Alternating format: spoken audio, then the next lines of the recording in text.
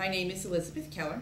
I am a professor in Visual Arts Department at Coastal Carolina University, and my specialty area is ceramics, and I'm probably best known for my sculptural teapots. I think clay is an excellent medium for any age of person, from the youngest child to the oldest adult. It is, because it is so responsive, it is a material that is a wonderful vehicle for expression for people with any interest and at any level of ability or experience. Someone can always make something interesting out of clay, and as a consequence, it's a great vehicle for artistic expression.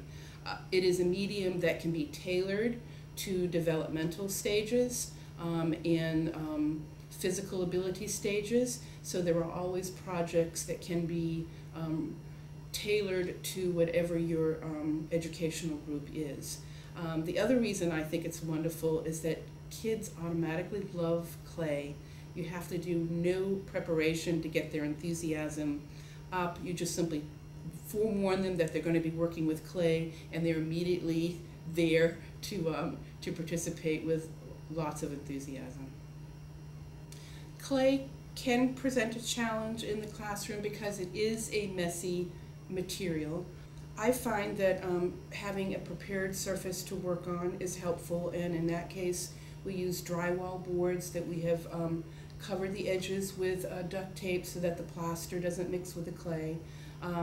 That surface is lightweight, it's inexpensive, you can cut it to whatever work table size that you have to employ, so it's very flexible in lots of ways, and if the boards get broken, you don't have to weep over them because they're easily replaceable, and it protects any work surface that you might want to keep safe from any kinds of materials like that. So having simple work surfaces is helpful.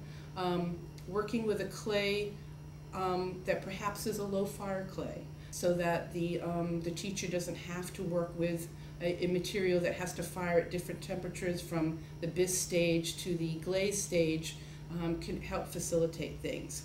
A low fire clay will fire at the same bisque temperature, and then glazing can be done at the exact same temperature, so that you can be cycling work through the kilns at different stages of their development, and I think that helps facilitate things.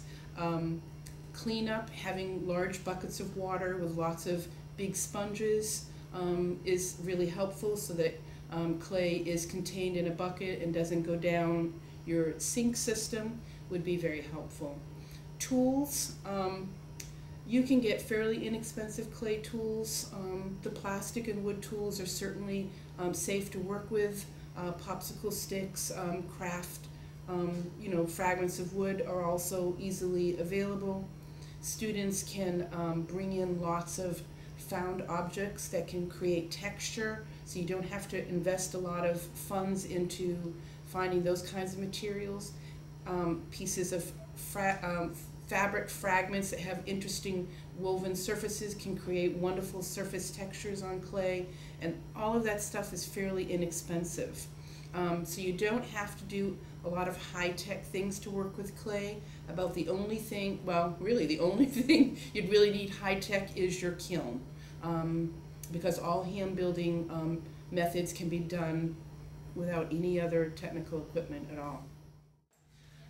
I love clay because it is so responsive to the maker's hand.